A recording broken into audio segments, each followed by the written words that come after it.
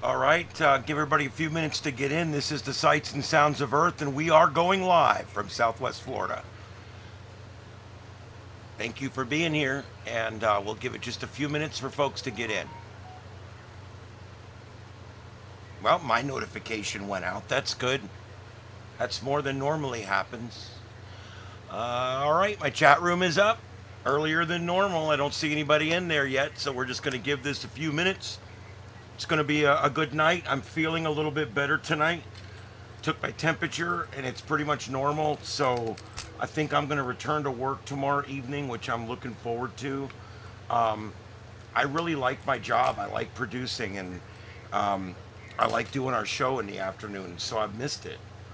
I'm also going to miss it again on payday when I don't get paid for those 3 or 4 days. Yeah, well, there you go. All right, so we'll give this a few minutes for guys to come in tonight. We've got some neat things on the itinerary tonight. We're going to look at the tropics. We're going to check out Kilauea, which is erupting again. It was going good earlier. It's back down to a low roar now, but we're watching it. We also have storm chasers out. Ryan Shaw, John McKinney, and Jordan Hall all out right now storm chasing. And we are in Kansas right now. No tornadoes yet, but we are monitoring this complex right here as it comes south and east through Wichita. And as you know, even though the threat is not that high tonight, it's still a threat, and it's still Kansas. So we are watching it. We got storm chasers on the ground, and we're getting some great shots of that as well. Tonight, we'll go through the tropics. We'll take a look at any other breaking news that's going on. But my science, got a little science discussion later. You know, every night I try to have a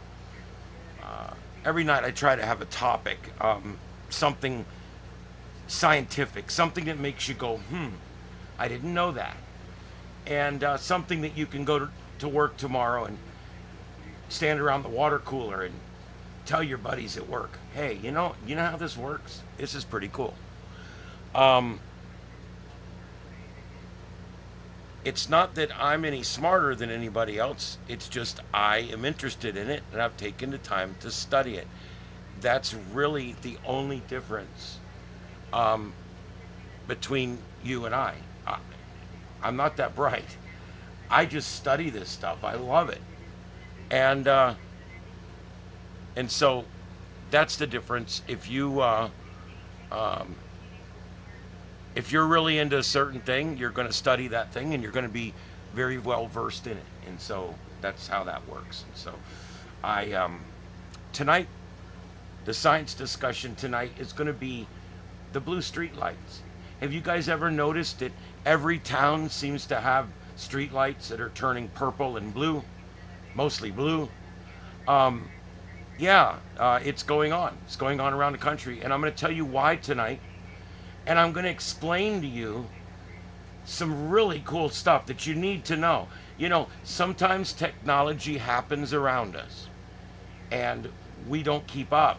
We don't understand what a color temperature is on a light bulb and things like that. And we're going to discuss all that tonight. We're going to discuss how LED light works and how white light is made out of blue light and phosphorus. And this is a really cool thing. And then from there, I can explain and you'll understand exactly why your street lights, some of them are turning purple. I'll also explain why some of them used to be orange and even dark orange, and how some of them used to be a bluish color or a greenish color even back in the 70s and 80s. I'm gonna go through all of it tonight. And when you get done tonight, you're gonna be a specialist on streetlights. It's gonna be pretty cool. I know it sounds crazy, but it's some fun stuff. It really is. Wow, the 3 people I had left. If no one comes in soon, I'm just gonna cancel and go to bed because I don't feel good. I have no one in here, so apparently I'm being algorithmically challenged by YouTube tonight. I went on normal time, normal channel, and no one is here. Um, okay, well, Red, I see you in the chat room. I'm showing 0 viewers, 0 concurrents, and 1 overall view so far. I guess that's you. Thank you. At least somebody showed up. I don't know what's happening tonight. I guess a little bit of a late start for some folks, but we got some great views coming into these storms. Look at these storms over Kansas. My God, some amazing views coming in from Kansas. Look at this. Wow. Anyway, so we're going to keep an eye on that. And tonight, LED lights. We're going to talk about it in depth. It's going to be fun.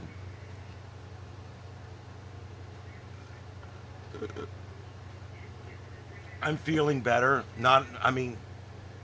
Considering how absolutely awful I felt, I guess it's kind of anything's better. I still feel like I've had my ass kicked. My throat's still not right. My sinuses are trashed. My eyeballs feel like they could pop out. Yeah, I'm showing 3 now too. Normally by this time I've got 20 people in here, so I don't know what's going on. There may be something going on with YouTube. I have no issues that I know of. And I got a notification, which I don't normally get, so that was interesting. So I don't know if they're doing something different or new or whatever. But look at that shot. Wow. We're getting some really cool shots here from the storm chasers of this storm in Kansas.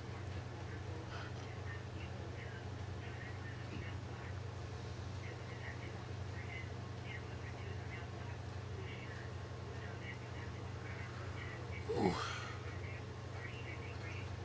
Yeah, just so you know, I mean, things in my life are a mess right now. Mom's had some setbacks, and I haven't been able to see her for days because of this flu. So it's really been a rough time, and I'm just so afraid I'm going to make somebody sick with this. This flu's so bad. If I give it to an 80-year-old, I'll kill him. That's how bad it is. I'm sorry, but I'm putting it right out there. This is like a COVID or something. And I said it last night, and I'll say it again. Damn it, I wish that vaccine would have been worth something, because unfortunately it's not. It doesn't. And as a matter of fact, it's starting to come out now that people were actually getting COVID more if they had the vaccine. But anyway, I really wish it would have worked. I really wish it would have worked. But it didn't, and it's not effective, and it's unfortunate. Anyway, thanks, Victor, for coming in. What's up, buddy? Good evening. Yeah, we're having a very slow start. I showed 2 people here in here right now, Victor and Red. So yeah, little private show here. We got some great shots coming into the storm chasers.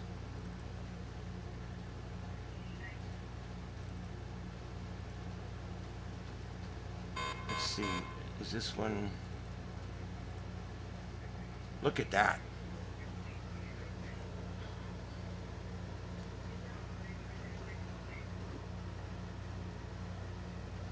All right. Tonight we're going to talk about LED lights. We're going to do our normal news roundup. And I'm going to talk to you about my radio box, which I built today. Look at this. I drilled the holes. I put the antenna connectors in. I put the power plug and the USB plug. And we'll open it up here in just a little while. And I'll show you guys what it looks like inside. It's all wired and ready to go. If I hooked this up and plugged an antenna in, we could be talking right now. So it's ready to go. It's not silicone yet. The last thing I'll do is loosen everything up and silicone it and tighten it back down so that the box itself will be watertight. So I can literally carry it into a rainstorm if I need to. And it's going to be amazing. I got quick connects on here so that I'm going to put these on my connectors in the car so that when I sit it down in there, it just plugs right in. There's no screwing, and this thing comes out really easy. It just plugs right in, locks in place. I got 3 USB ports right here, and yeah, it's all set to go, and it's going to be completely watertight. It's going to have my shack in the box, which is 600 kilohertz all the way up to 440 megahertz. Pretty much everything except the 220 band. And then I've also got a nice ICOM 50 watt VHF in there also. So yeah, eventually that'll get switched out for a multi-band, a tri-band, but I'm waiting to buy one. I'm going to buy the right one to go in there. The tri-band stuff is starting to get cheaper and cheaper, and I really want to have the 220 band. So I've decided I'm gonna just wait and figure it out. I'll figure out which one I'm gonna get. All right, we're starting to get up there. A few more people just popped in. Hello, everybody. We're not sure what's going on tonight. We've had an incredibly slow start tonight, and we're not sure if something's wrong or what the case might be. So anyway, there we go. We'll do the Northern Lights tonight behind me. The curtain lights behind me, those are LED too, and I'm not going to get into those tonight. On another night, I'm going to discuss LED control systems and how those lights behind me, every single light bulb, all 400 of them, receive separate commands from the computer multiple times a second. And so that's why every single bulb can be doing a totally different thing. What a great technology. It's an amazing technology. There's a positive and a negative, and then there's a control line. Each bulb knows what order it's in. The bulb says, oh, I'm number 1. And then the next bulb goes, cool, then that makes me number 2. And the next bulb goes, holy shit, that makes me number 3. I know it sounds stupid, but that's literally how this is done. And then there's so many in each row, and the computer knows that, and it knows what commands to send. There's guys that have done their whole house and stuff. It's amazing. And maybe I'll put a link in for some of that later. But yeah, it's really cool. Hey, Junior, what's up? There we go. People are starting to filter. We're having a really slow start tonight. I'm not sure what's going on with YouTube. The tubes, as they call it now. I'm not sure what's going on. Yes, sleep is a big thing. I have been sleeping. I've been taking this immune support gummies, and it says take 2 or 3 of them once or twice a day, or I'm taking at least that much. And but I took my melatonin every night, and I'm still getting a decent night's sleep the last couple of nights. Before that, it was bad. Last night, I actually got a good night's sleep, and so I'm hoping after the show, one thing the show helps me with, it'll make me good and tired, and I can go in there and try to get some sleep. I'm hoping to return to work tomorrow, so that's going to be cool. I really want to return to work tomorrow. But anyway, the radio box is almost done. I'm going to show you guys. I got all the holes punched and everything installed, and I'm going to show you guys that here in just a few minutes. And we're going to be talking LED lights here in just a little while. But look at this storm that's coming through. This is Wichita, Kansas, guys. Look at this storm coming through Wichita, Kansas right now. Holy crap. That's a mean-ass looking storm. No tornado warnings, though. We're still monitoring. This is our 4th storm chaser. That's Vince with WXI, WXEYE.org. And that's Vince. And then our other 3 storm chasers are on your screen. Ryan Scholl, John McKinney, and Jordan Hall. Thanks to those guys for providing these streams. You know, I got to tell you, without storm chasers, we have no eyes on the ground. And I want to be a storm chaser. Will be one day, hopefully. Putting my stuff together now. Trying to get things going. We don't get a lot of big tornadoes down here. But we get some thunderstorms down here that you guys will not believe. And I can't wait to be able to go out and get shots of these storms for you guys live. The Wizard of Oz storm. There you go. That's where it happened. Kansas City, that's where it happened. Yeah, it happened in the state of Kansas. Yeah. And yeah, she didn't think she was in Kansas anymore. Very dramatic storm footage. Yeah. Yeah, I'm hoping to get, like I said, I want to get out there and do some chasing myself. And down here, and also when I'm on vacation, whatever.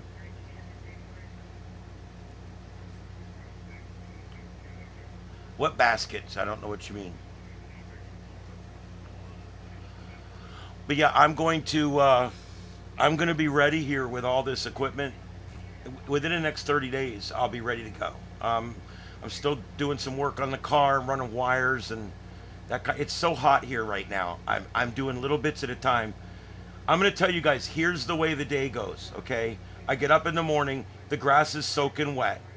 By the time the grass dries so that I can go work on the car and go out there and put stuff in the yard and stuff, it's already hot. It's already 90 degrees outside. And then I go to work at 2 in the afternoon, and I get home at 7. I go live, get home at 8, go live at 9, and then I'm live till midnight. So there really is no time to work on my car. And the only time there is to work on it is during the middle of the afternoon when it's really hot. So I just haven't finished it. I may take a month to finish a few things. There's a couple of bulbs I haven't switched out because I literally have to jack the car up and take the front tires off to get to these bulbs. Yeah, it's ignorant, whatever. I do like Hyundais, but this is pretty ignorant. Oh, Dorothy. Yeah, you're right. Dorothy's basket. Why didn't I think about that? You're right. She had her basket that she carried on her arm. And it didn't have a little dog in it? And your little dog, too. I can't do voices tonight. Oh, my God. Let me not start that. Yeah, Dorothy and her basket. Yeah, you know what? That movie, dude, I remember watching that every year. It came on every year. It was almost like, right, okay, it's time for tornado season, so let's throw Wizard of Oz. And but we used to watch that every year. It was kind of a staple on television, and it was network. They would do a Sunday night movie. It was usually like the CBS Sunday night movie, or you know, it was the ABC whatever. But once a year, if anybody goes back that far, tell me if you remember. Wizard of Oz was literally standard reading. It was on every year like clockwork on national television. An absolutely beloved movie. Yeah. It's hard to believe. Literally almost every single person that was in that movie is dead. I do believe, I think everybody that was in that movie is dead. For the record. There could be one or two of the younger ones, I'm not sure, but hey Coco, what's up?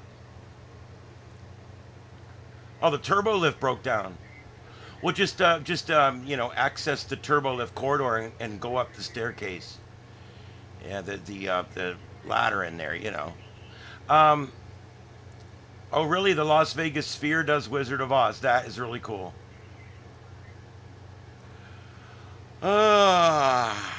Next time, just do a site-to-site transport. It's easier.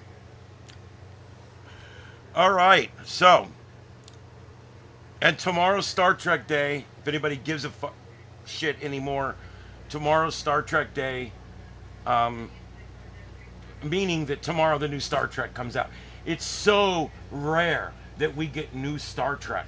And then it's even so much more rare that it's good. So I'm like giddy. I'm giddy that I'm getting a new Star Trek. I'll get up at 5 in the morning, 6 in the morning, come out here, get everything perfectly set, and sit down and watch it usually once. If it's a good episode, I'll turn around and immediately watch it again.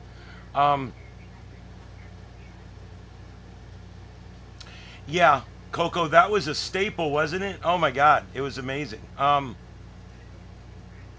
You met a relative of the actual Munchkins in the Wizard of Oz. That's cool. The production was ahead of its time in many respects. There's been a lot of like lore over the years of crazy things that happened and dead bodies and all that stuff. And I think the truth is it's no more crazy than any other production. But it was quite the production, probably the biggest ever undertaken at the time, and turned out to be timeless. Even today, You can put it on for a child and they'll watch it. There's some themes in there that actually are very dark for children, and I'm surprised they were there back then. Um, yeah, but anyway, there you go, The Wizard of Oz. Um, yep, once a year. It was the ABC Sunday night movie or whatever every freaking year. So that, yeah, that's what it was. In just a few minutes, I'm going to tell you, we're going to do a couple other things. I'm going to go to the tropics right now because we got a storm out there we got to watch. Still more than a 50-50 chance it's going to be a Fisher, but we still got to watch this, okay? Um,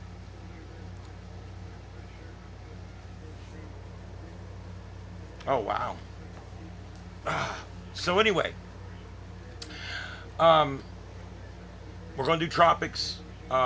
There's not really much to talk about with Kilauea. It just spewed earlier pretty good, and then it kind of backed back down again. So not really a whole lot going on there, but there we go. And of course, Kansas, boy, that storm's really coming in there for Ryan Scholl. Um, he's in it. It's come right over him. And let me move the radar down just a little bit. Still no tornado warnings.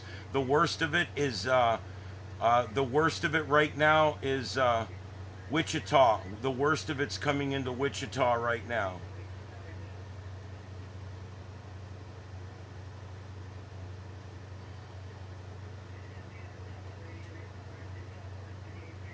Look at that.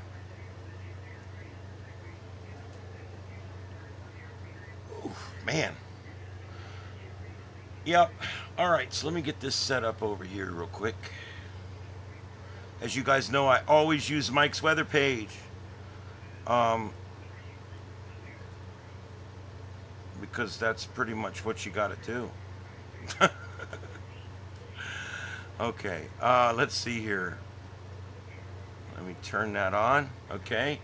Let me get this up here and then I'll switch it over. Give me just a second. Now, I want to run the models because we've got this new one out here and some of the models are a little scary. So let's run this. This is the GFS model. This is the latest run. I don't think I've seen this run yet. No, I have. This is the 2 p.m. run. Um, okay. So let's run this and see what happens. We're watching. Let me get my Epic pen up.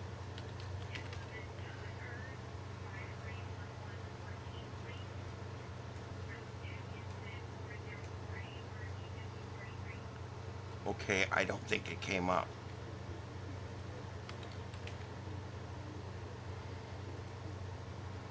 Oh, there it is.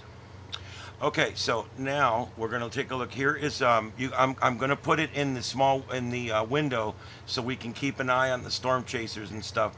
But here we go. This is our GFS model, and this is valid. This is the 18 Zulu model,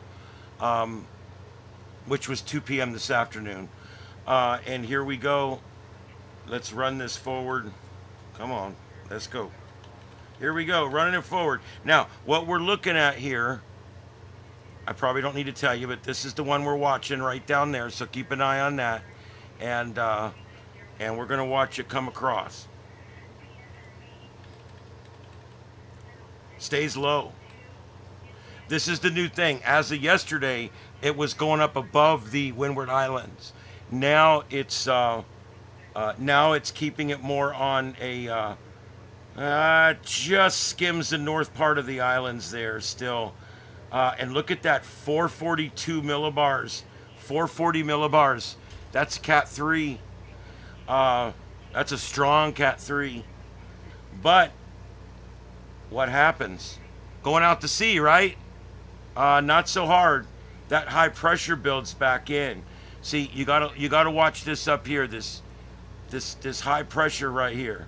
Okay, that is what you're looking at. And when this builds back in this direction, it pushes the storms off in that direction, and they can't exit. And so there's a chance this one's going to get caught up. And if it gets caught up, it's going to push this into the eastern United States somewhere. Okay, here we go. And this one now takes it The last one took it into South Carolina.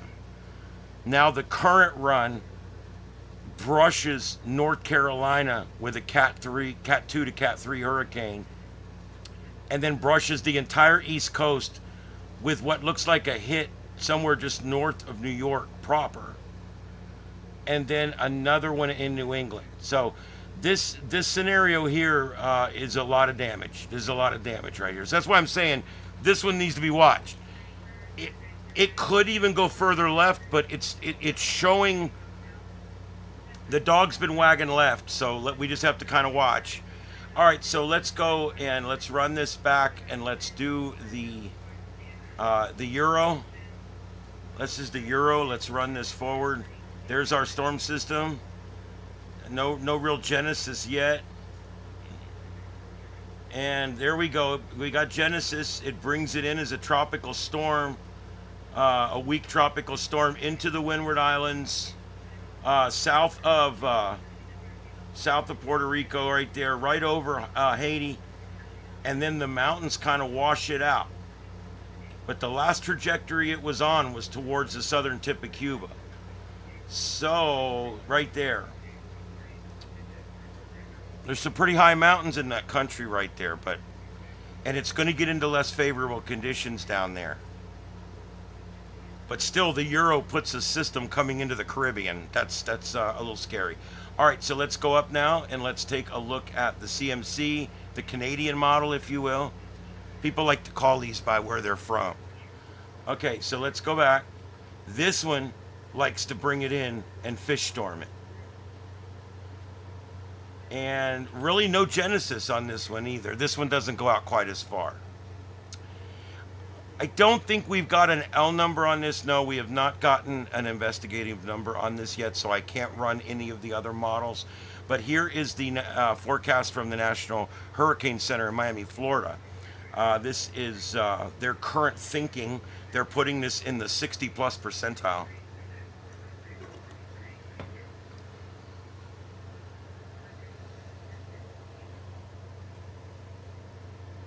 All right. Man, I don't know where everybody is tonight. I do appreciate you guys that are here, but I don't know where everybody else is tonight. I want to show you guys a new model that's come out. This is the Google model, and it actually has all the different models. And watch what it does. I want to show you guys this. It shows all the models. It's amazing. Watch this.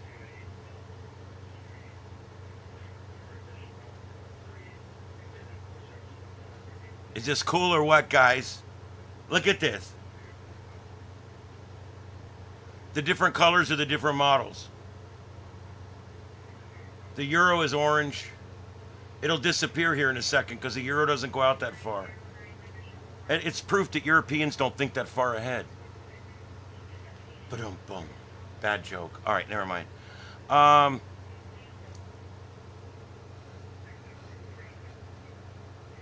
Look at that. So there you go. Here, let's run it one more time so you guys can see. The Euro wants to form a low pressure system around South Florida. That's what that mess is over there. And then we got some low pressure coming off of South America over towards Central America.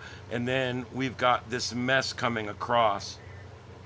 I mean, if you look at it, that storm, this brings it in south of Dominica. I mean, that's pretty far south, and then it washes it out over Puerto Rico, Dominican Republic. So there you go, guys. So yeah, this is a neat tool. I want you guys to have this tool. I don't keep secrets from you guys. Here's the tool. Put it in your quiver, if you will.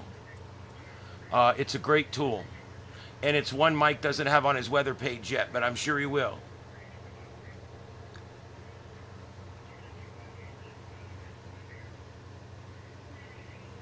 All right. Anything else you want me to talk about? Put it in the chat room while we're doing that. Let's go and just take a quick little ride out to California and see what we got. There's a lot of fires going in California, mostly Northern California. There is a couple of new fires up there. I'm not going to spend a lot of time on it, but I do want to show you guys. Look at the heat plumes coming off some of these. Um, these are satellite heat signatures coming off of these. In Red Hill, um, got a number of different fires here. This is the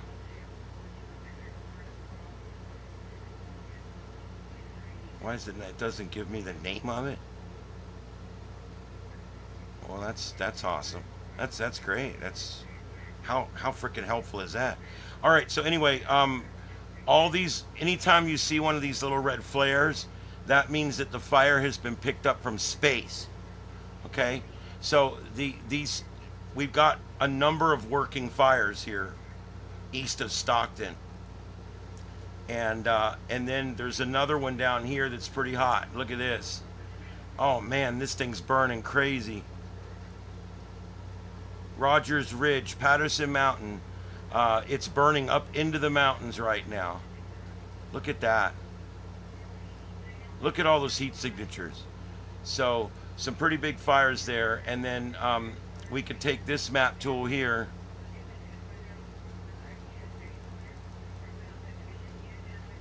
And we can go down here and take a look. This is that fire we were just looking at there with all the new heat plumes. And this is the one working north.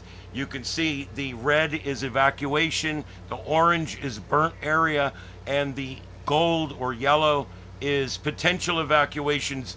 Go bag ready, be on standby, and that's what that is. So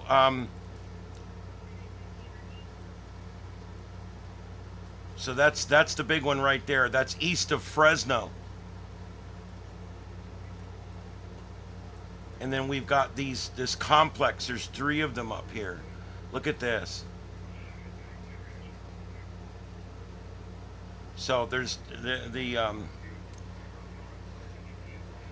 is that Klamath National Forest, I believe is how that's pronounced, Klamath. And Six Rivers National Forest, all up in that area. Shasta National Forest. So a lot of brush fires going on still in California. Maybe they'll start managing their forest soon. I don't know. We'll try to find out. All right, let's.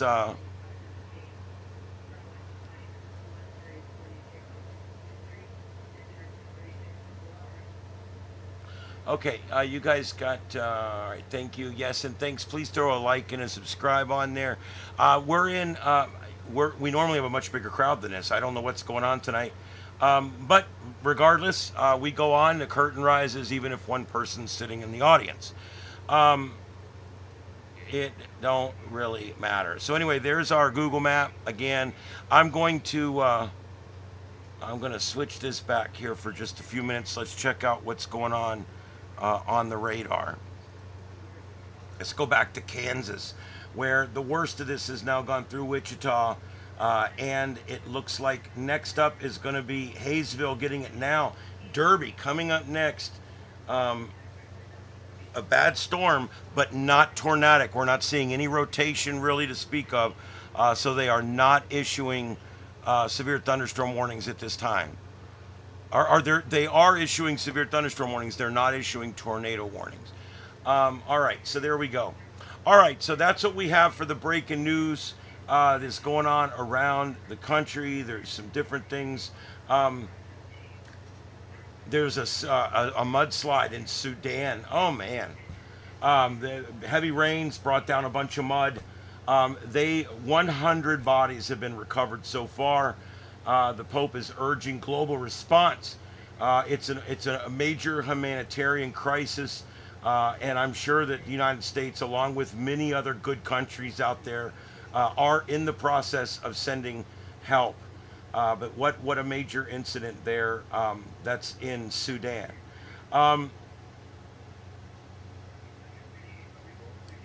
Okay, that's stupid. The famed streetcar in Lisbon. Have you guys ever heard of the famed streetcar in Lisbon? Well, it derailed today and killed 15 people, so it kind of sucked. Tragic transport accident, and it's being covered all over the world in the press. It's a big deal. This is a very historic line, a very historic train that's been running for hundreds of years or whatever, and boom, it just it derailed and killed 15 people today. Idaho officers won't face criminal charges in a shooting. I'm not going to get into this, but we're just not holding law enforcement near to the standard we should be. I mean, these guys recklessly. I'm not going to get into it. All right, let's move on. I'm so pro law enforcement. I was a cop, but I just feel like we really, really, really need to hold everyone accountable. And we really only need to keep employed the ones that do the job well. And with unions and with the public sector and with the cops all protecting and covering for each other, they keep cops for years that are just terrible, horrible cops. And until we start policing it better, we're going to have problems. We still need the guys. We still need them. I just want them policed. I want the police policed better. Mom was attacked while jogging. I think that was yesterday's story.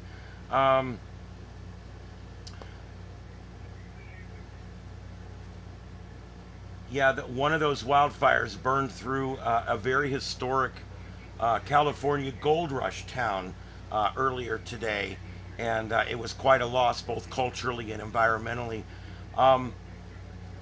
Hawaii's Kilauea volcano erupting again. Sorry guys, I'm very weak. I don't know if you can hear it. I can hardly talk. Lava shooting 500 feet into the sky. Like I said, it's calmed down now. Americans plan to spend a little less this holiday season. Survey predicts about 5% less than last year. And that's simply just because things are starting to get better, and people are coming out of, a lot of people are, not just the country, but a lot of people are coming out of their own recessions right now. And one of the ways you do that is to cut vacation spending. I expect it to be back up to full strength by next year.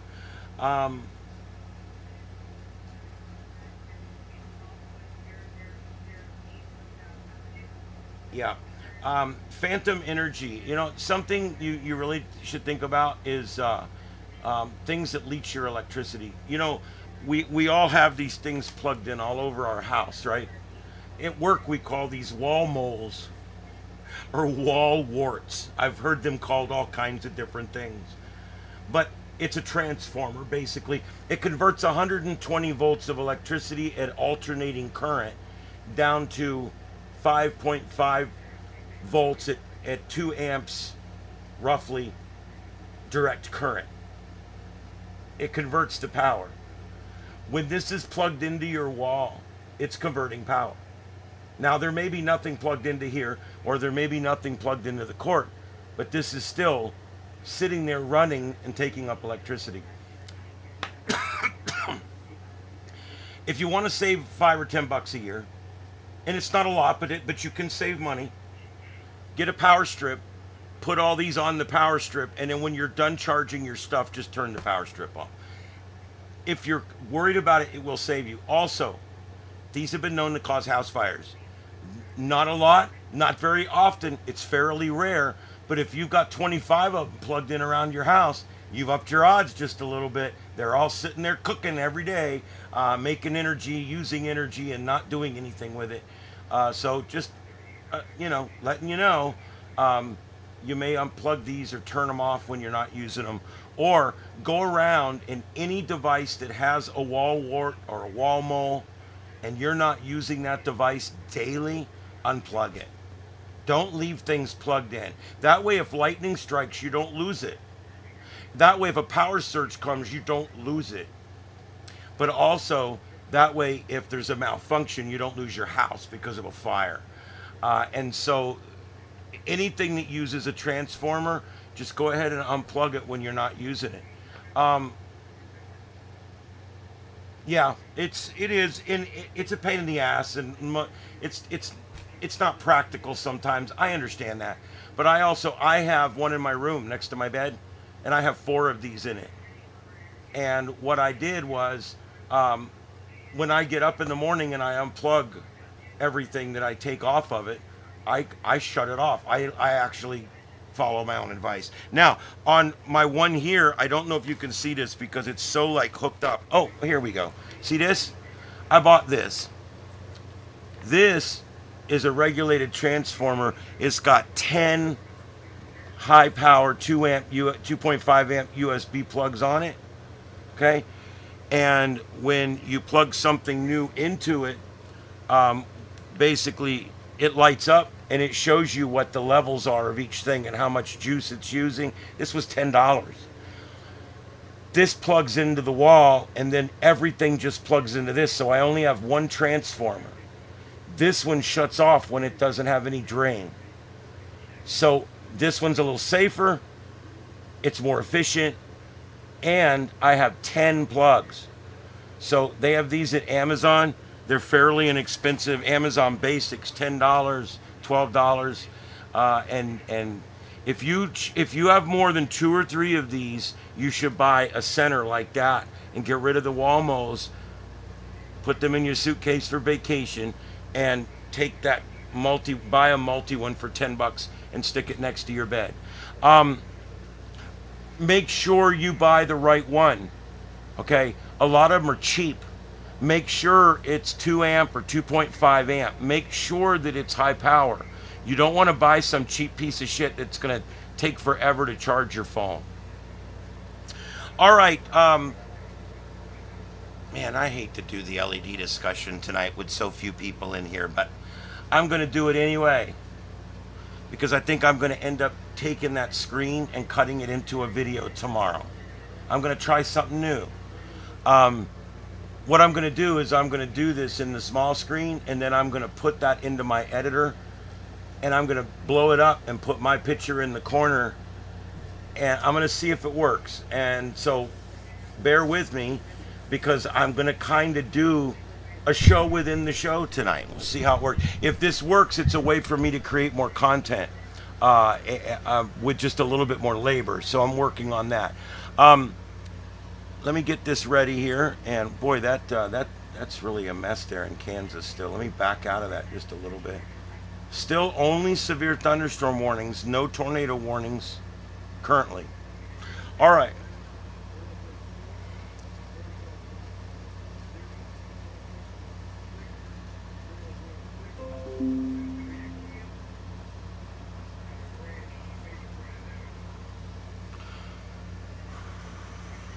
Okay. All right, guys, what we're going to talk about next is LED lighting. Okay? LED lighting is one of my favorite things in the whole world. I'm going to be honest with you guys. I love communications. I love science. I love space. I love all kinds of stuff. LED lighting has somehow enamored me. I don't know. I can't blame it on a past life unless everything's nonlinear. That's for another show. But I just really, hey Galactic, I love LED lighting. I love everything about it. I've got boxes of them, different colors, different shapes, different sizes. And I just can't get enough of LED lighting. And so what I did was basically I started studying it. I started understanding it. Even back when I was a kid, I studied mercury vapor lighting, which was like literally the advancement we had just past fluorescent lighting. Fluorescent lighting's been around quite a while. And then they had mercury vapor lighting.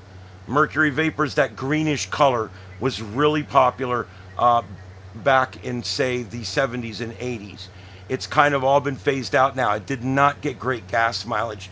Cost 10, 20, 30 cents a night to operate. A little more expensive than the orange sodium lights, which came next. Remember, green lights, and then all of a sudden they started putting in these really bright orange lights on all the highways in the 80s. And then the 90s, everything was orange. Whole cities were orange. And that's because it was high pressure sodium. We started with low pressure sodium, which was low pressure sodium was the large bulbs and very deep orange color. And then we had the lighter color, the lighter orange color, which was the high pressure sodium, which came later. That went for years. That was the main way that we lit our streets, was high pressure sodium vapor. That worked well. They would pressurize it in a tube. We would pass an energy charge through the tube, and there you go. What was really cool was that it got really good gas mileage. You could run one of these for just a few cents a night, and it became a lot cheaper to light our highways. Then they came up with metal halide. Metal halide is that bluish color. These became popular right before LEDs. So they're out there. There's whole streets lit by them, but they're slowly being replaced, like the orange ones, with LEDs. And these were never quite as popular. Where you saw these more, because these didn't get quite as good a gas mileage, but they put out a cleaner, crisper light. Where you saw these mostly was in commercial environments and baseball games, football games. Those big white, insanely white lights, those were metal halide. Most of them still are. They're all slowly switching to LED too for the big stadiums and things like that. So all of a sudden LEDs came on the scene. Now we had LEDs, they had LEDs in VCRs in the 70s, but they were very dim. You could barely see them. And they only came in two colors. You remember what colors they were? Red and green. And then one day they realized they could burn red and green in the same bulb and make orange or a yellowish color. And so we actually did get a third color for a little while. And then it was many, many years before they finally developed a technology where the LED bulb could produce enough light that it would be considered an illuminator and not just an indicator. Okay, these bulbs were indicators for years. They would indicate whatever it was that the VCR was on or that the stereo was on. And then all of a sudden, they built one day that was really, really effing bright. And they're like, holy crap. And if we build these, we can make lights out of them. But there's a problem. And the problem is you can't make white LED. And I'm going to tell you why. Okay, white LEDs can only be made, they're only made, basically LEDs only make one frequency of light. That's it, one. But it takes a bunch of different frequencies of light to make white. So for years, even we had blue and green, and they were getting brighter and brighter. And finally, the blue ones became popular. Those were real expensive when they first came out, blue LED. Then all of a sudden, the white came on scene. What happened? How did they figure out a way? Did they put a red, a green, and a blue light bulb in there and illuminate all three at the same time? No, that didn't really do it either. That gave you a really funky light. Even though it was white, it was weird. So they had to figure out some way to do it. And so what they came up with, and excuse me, I don't have my slides in order here. What they came up with was they took a standard LED light bulb, okay? And this is all the parts of a light bulb. They took this light bulb and they took a blue one, a blue illuminator light bulb, okay? Very deep, beautiful blue color, okay? And they stretched a piece of phosphorus over the top of the LED chip. And the blue light created by the LED caused the phosphorus to glow. Okay? So you can see here that you got a blue LED right here. And some of the light escapes as blue, but most of it gets turned yellow. Well, when you mix blue and yellow, what's yellow? Yellow is red and green. So when you mix yellow and blue together, you get white. So by adjusting the amount of phosphorus you're passing the blue light through, you can actually create different frequencies of white light. And that's why not only does LED give us some of the most brilliant, beautiful colors ever, but it also gives us the most opportunity we've ever had to control our world. Look at this. Every one of these bulbs is available. As a matter of fact, I've switched my entire house out to hub space bulbs. And every one of my bulbs does every one of these colors. And And they do 100 and something of the other colors too, or infinite numbers actually. You can just literally make whatever color you want. So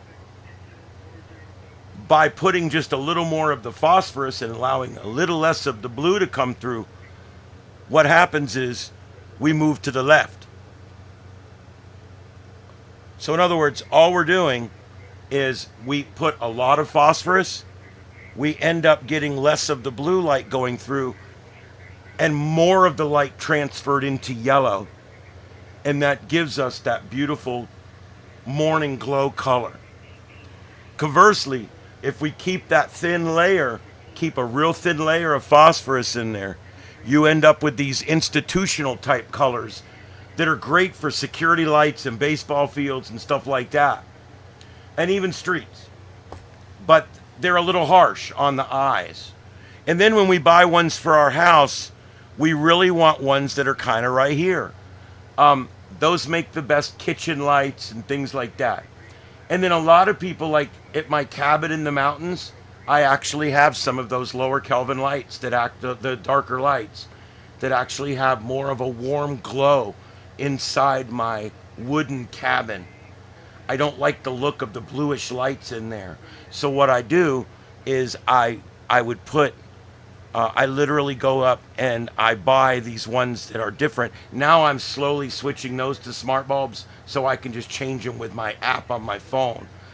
Those bulbs are down. I can get 4 for $20. They're really cheap now. I get the Hub Space ones from Home Depot, but there's a bunch of different ones out there, and they work great.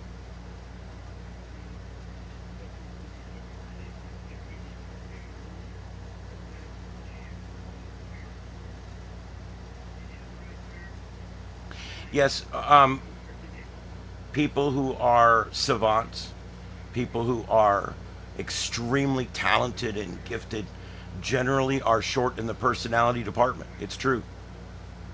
That's why so many ham radio people lack a personality.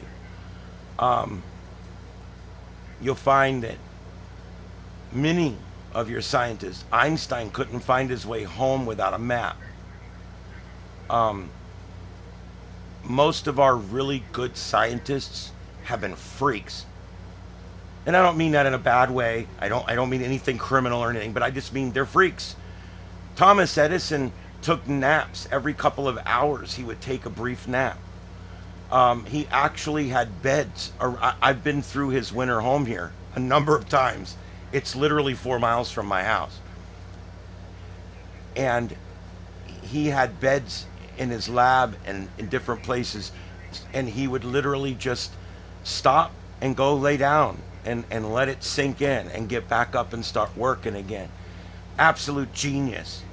But a lot of scientists are like that, and it is the way it is. Every single person in this world is messed up, not perfect. Plenty of weird things they don't want people to know about. It is just the way it is, dude. And the more you get to know somebody, the more you get to know how crazy and weird they are. And what you need to do is just embrace the weirdness. Because you know what? Life is interesting because of the weirdness.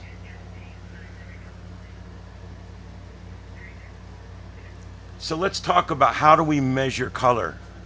Well, we measure it in what we call kelvins. No, not the Kelvin universe. That's something totally different. But we measure in kelvins, okay? And do you guys know why they call it the Kelvin universe? Because the ship that Kirk's dad was on was the USS Kelvin. That's where they get the Kelvin universe. I'm like, what an obscure name to call it. It's an alternate universe B, whatever. Anyway, the point is color temperature is measured in kelvins. So the reason when you drive by on a street and you look up at a big building and all the hallways there, they all have a light in front of each door, and every light is a different color and it looks really trashy. That's because the maintenance man's an idiot, okay? What you have to do is, believe it or not, just like you pick a paint color, when you have a big building or even your home, you want to pick a light color, okay? And it needs to go with your paint color. See, if you got an old cabin like mine, you want 2000 Kelvin, you want a nice light bulb that looks like yellowish. If you're running a hospital, you don't want 1000 Kelvin bulb in there because it makes everything look dirty. If it's a street light, you want it right in the middle so it's giving you a nice broad spectrum.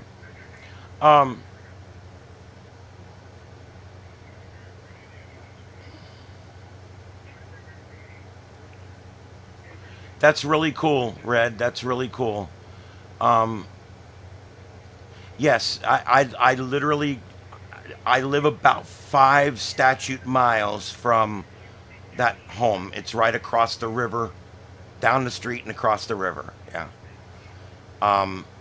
We're so fortunate that Ian didn't destroy it.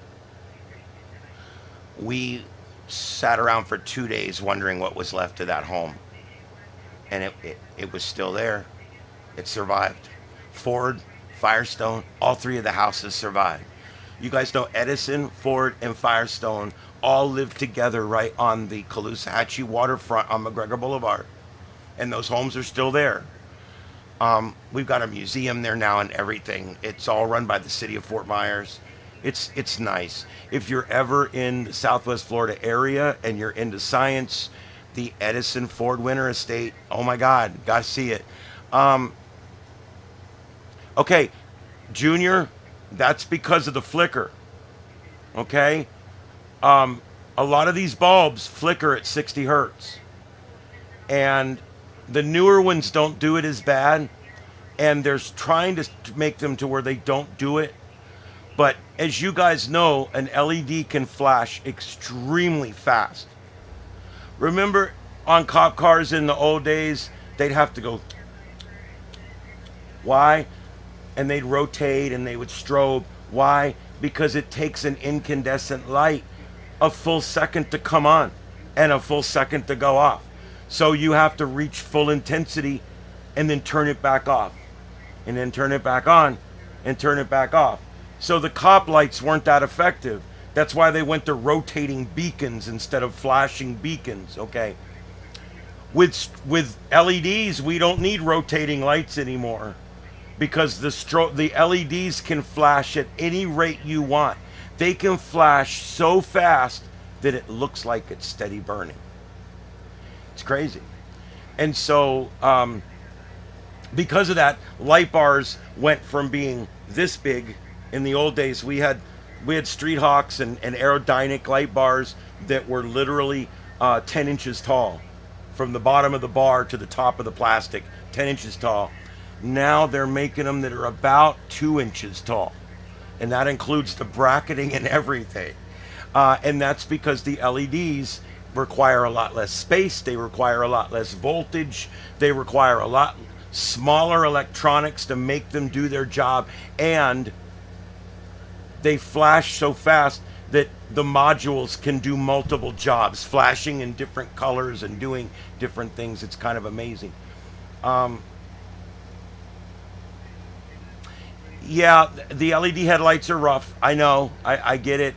The biggest problem is not the newer ones as much as it's the people who are retrofitting older cars with LED lights that are way too bright for the older buckets to handle. And you end up getting a wild dispersal pattern on the lighting, and it hurts people's eyes. All right, so anyway, pick your color and write it down. Put it in your phone. If you decide, look, I'm doing my entire house at 5,000 Kelvin, either buy smart bulbs so that you can just program them on your phone, real easy, or go into Home Depot and buy your bulbs based on the Kelvin, not just the wattage. We always look at how bright it is, but you also need to look at what color it is. So, this is important when people look at bulbs, and a lot of times people don't realize it. But here's the different numbers. And so you really, like, a good round bulb is 5,000 for your house. 5,000. It's just slightly yellow of center, and it's a good color. It's like a sunlight. I like to call it sunlight.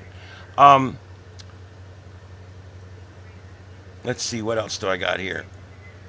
Uh, this shows you what, if we're going to make white, this is just another demonstration here of what that looks like. You've got your LED right here creating blue light, okay? And everything in here is blue.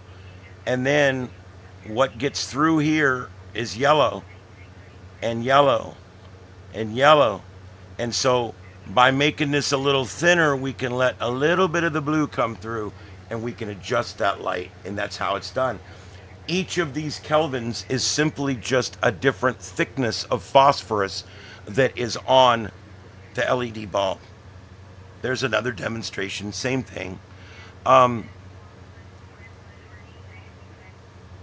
This is how an LED is constructed. You've got your positive or your anode. You've got your negative or your cathode. LEDs are polarity sensitive. Most of the time you won't destroy them if you cross polarize them. Sometimes you will. Be careful. The longer one is generally always the anode or the positive. Most of them have a flat spot. You'll notice that. That's for mounting purposes.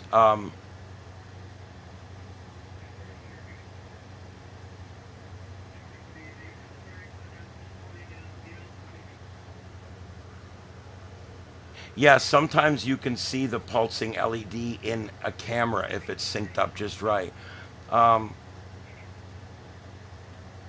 Yeah, well, that's because wattage is a measure of energy. 5 watts of LED energy will produce about 50 watts of incandescent light. Okay, so in other words, what used to be a 60 watt bulb can now be achieved with a 6 watt LED. And you get the same amount of actual light output.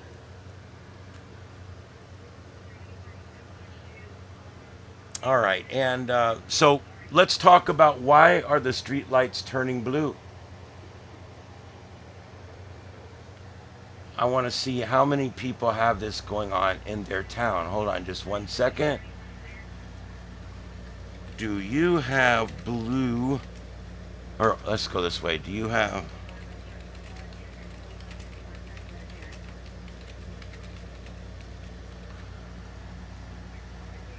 Let's see. Do you guys have lights turning blue in your town? And the reason I ask is threefold. One, I'm scientifically interested.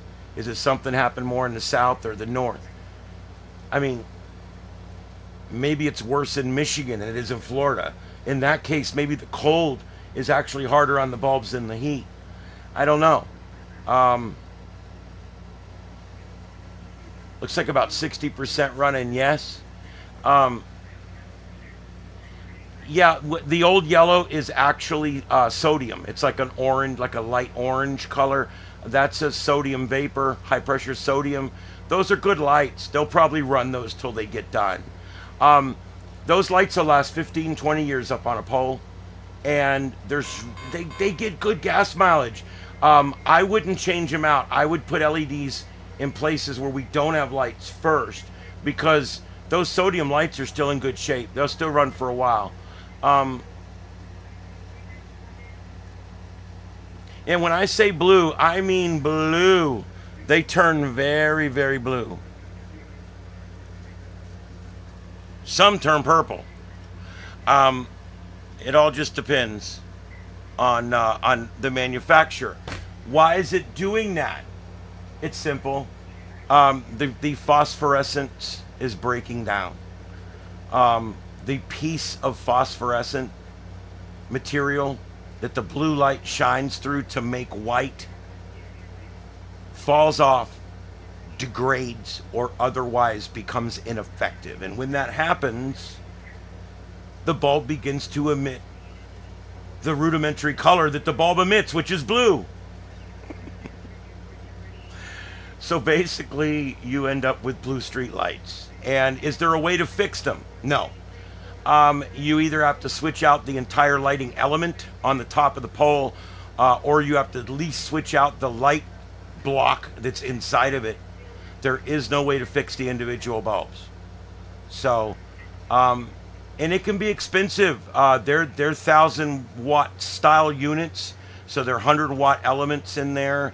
Those could cost 50 to $100 a piece to switch out, plus a crew to go out there with the equipment to do it. Am I watching Kimmel? Not on purpose, no. No, I wouldn't do that on purpose. I don't know. I hate when people go offline and I don't realize it. The storm chasers are giving up for the night. It's kind of dying down a little bit. So he went off, and that's why that went like that. And my voice is going, guys, so I'm just about done. I'm letting you know. You can hear it going. I can do movie trailers in a world. I can't even do that. I can't even do a world. Anyway,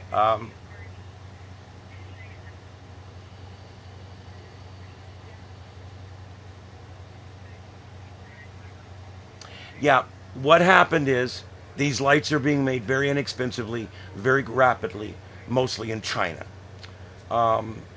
There's also a lot of them coming out of 3 or 4 other countries too, but mostly China. They're creating these diodes. They're creating single LED bulbs at this point in China. They're creating about 1 million of them every second right now. I want you to wrap your head around that. The entire world is switching to LED. And they're making these things so fast and getting them out so fast, and there's no way to test them. How do you test a bulb for 100,000 hours without 100,000 hours? I want you to think about that. How do you test it? You can put it under extreme conditions. You can heat it up, cool it down. You can run higher voltage through it. There is things you can do to purposely shorten the life of it and see how it does. But there's no way to properly stress test a bulb without taking the time. I used to, years ago, go down to Mars Signal Corporation down in Naples. They had a place in Naples where they were building lights. That was back when we actually manufactured things in this country. That's coming back now. But anyway, Mars Signal Corporation. I used to go down there, but one of the things I'd like to do is I'd always ask them, how's the testing going? And sometimes the salesman would bring me back and show me. They had a bench in the back, and they had like a curtain hanging around it.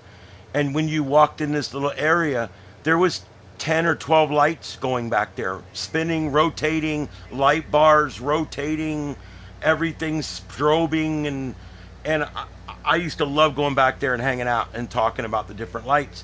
And the guy would tell me, you know, this one, we're having a problem with this one light, the worm gear, it's starting to fail. And I'm like, how many hours are you up to? And he's like, this one's been running 8,000 hours and the worm gear's going out. And I'm like, wow, do you know how long a police light like you would stick on your roof would have to run to get 8,000 hours of use? But that's what these guys used to do. They would run these lights to death. They would run them 24 hours a day. And they would sit there and just to see if that worm gear would wear out, or to see if that if the teeth on the flat gear would wear out, or to see if the bulb would burn out prematurely, the little halogen bulb. So they had these lights just back there running all the time. That's how you test a light. Well, how do we test these lights? I mean, there really isn't a way. That's the problem. There really isn't a way to test the lights because we need the amount of time. If you're going to test the street light, it's going to be on 12 hours a day. They're saying these lights are good for 50,000 hours. How do they know? After 10,000 hours, they're turning blue. We got blue ones, we got purple ones, we got orange ones. And We even got a few malfunctioning ones that are kind of green. It's pretty colorful. I like it. I personally like it. I think all the streetlights should be different colors. I mean, how cool would town be if every streetlight was a different color? I mean, really? Wouldn't that be effing cool? Anyway, what are they going to do? Let them sit, replace them out. Cities, counties, states, they have to decide, is it worth going and replacing the module or replacing the whole head? Or is it worth it just to let them stay blue for another year and then do them next year? They do last a long time, but none of them are tested for the hours it says on the box. It'll say, this bulb's good for 100,000 hours. That bulb was invented 6 months ago. Do the math. Do the math. There's no way that light bulb was tested for 50,000 or 100,000 hours. There's no way. So, I think a lot of times the bulb will last that long, but will the diodes inside the converter, power converter inside last that long? Because we have to convert that 120 volts of alternating current. We have to convert that down to just a few volts at direct current in order to produce a nice light. And so there's a piece of equipment in there. Believe it or not, that piece of equipment is a lot less efficient than the actual bulbs. If the power was already just 3 or 4 volts, those bulbs would be twice as efficient as they already are. And we're working on ways to make that conversion more efficient. I think that's important. There you go. That's pretty cool. You're welcome, Victor. Yep, they do. They last a long time. They're pretty cool. What I like about them is just like the individually addressable ones back here that you can change. I've got a bunch of strips and things I don't even have on tonight. All right, let me take the last few minutes here. I'm getting ready to sign off in 10 minutes, but I'm almost done. Let me see if I can full screen. Hold on. I haven't done this in a while, but let's see if I can.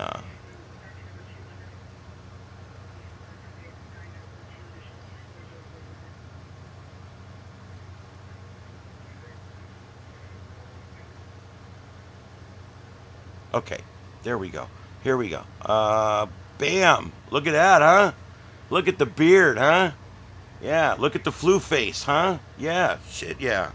All right, so what I did, you guys can see I put on gobs of makeup for the show at night. I drilled out.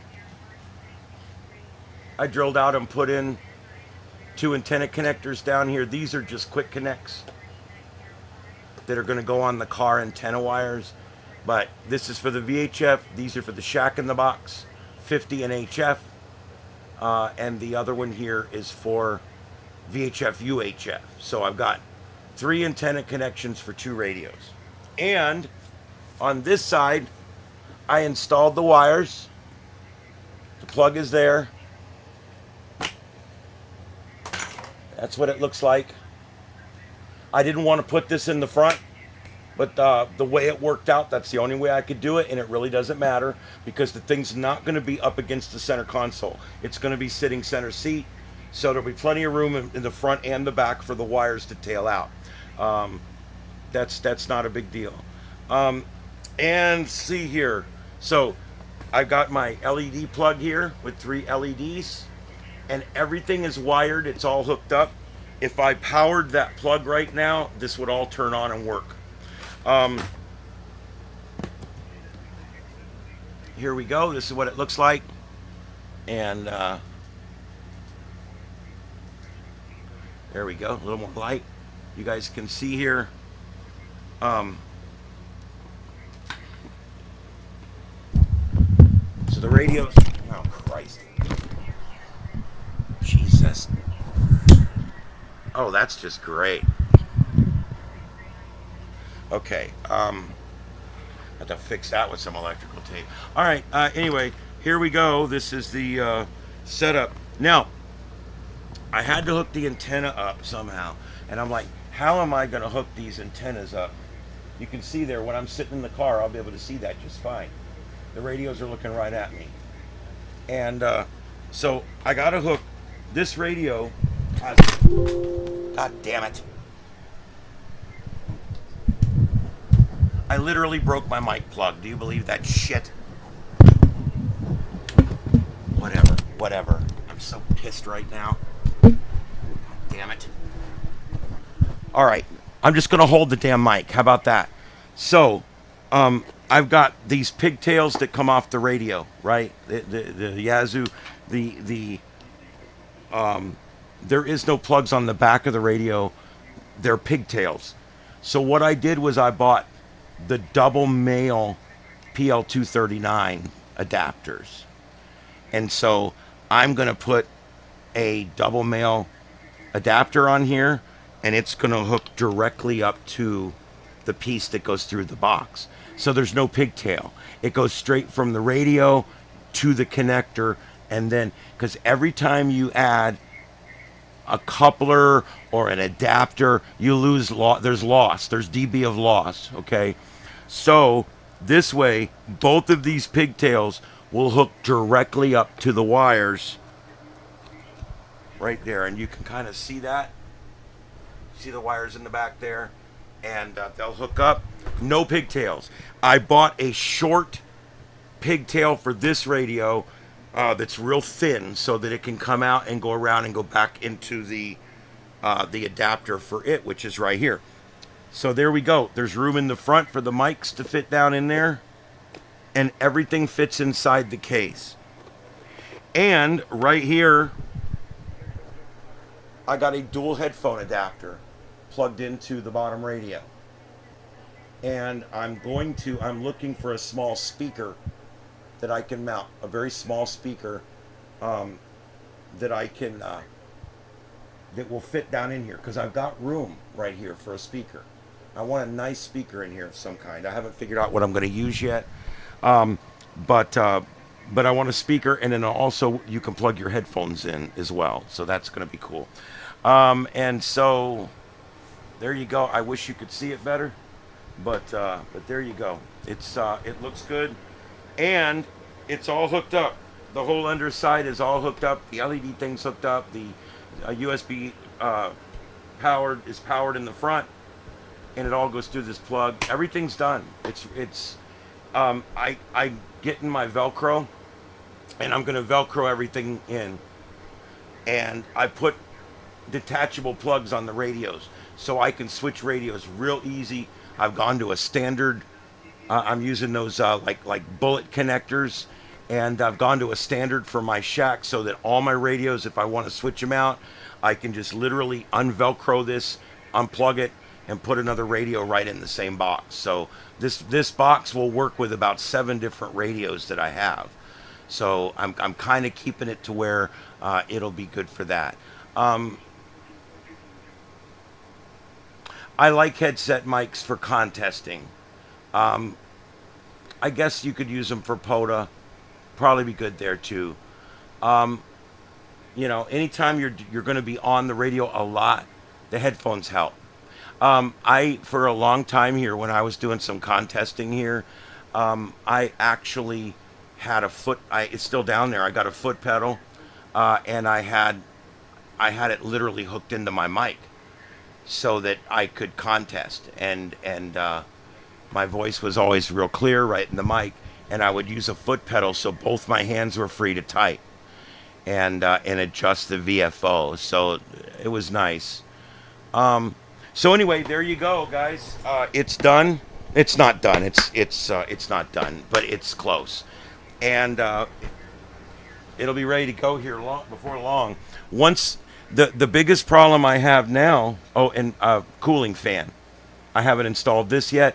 This is going to go right on top of the top radio, and it'll blow down through the fins on the top radio and down through the fins on the bottom radio, and then it'll return up the side. It's not going to blow a lot of air, but it will blow enough to keep it to where it doesn't get hot down in that box. So I do have to, I'm going to be installing that. And I'm probably going to put a little switch in there for that fan. I just haven't figured out exactly how I'm going to do that yet, but I'm going to figure all that out. All right, guys, thanks for being here. This is Starship Studios, and we are in Southwest Florida, and you can see here I've got 2 cans of Campbell's soup left up there, so I must be getting better. And you could see where I worked on the box all day over there. I've made a mess. So now I got to clean the mess up. I felt better today. I don't sound better. I don't look better, but I feel better. And so I spent the day working on that box, and I enjoyed it. So there you go. All right, guys, I will be back on tomorrow night, and I hope to see you guys then. And until then, be safe out there. And you know what? My mom's had some setbacks, and things are not going too well. And it's important to make sure you tell the people you love that you love them every day, because you don't know how many more days you got. All right? And so as my voice is going out here, I'm starting to get a little emotional. I don't want to do that. So just make sure you tell the people that you love them. It's important. It really is. And if you've got your mom or your dad left, spend some time with them. Spend every minute you can with them, because you just don't know when you're not going to have them anymore. My dad's been gone for 15 years, and now my mom's not in good shape. And you really, I'm not married. You really start to feel pretty alone in this world, And so my advice to you guys tonight is go find somebody you love and hug them. Live from Southwest Florida, this is Starship Adventures, the sights and sounds of Earth. We'll see you guys tomorrow night. Have a good one out there. Be safe, 7-3s.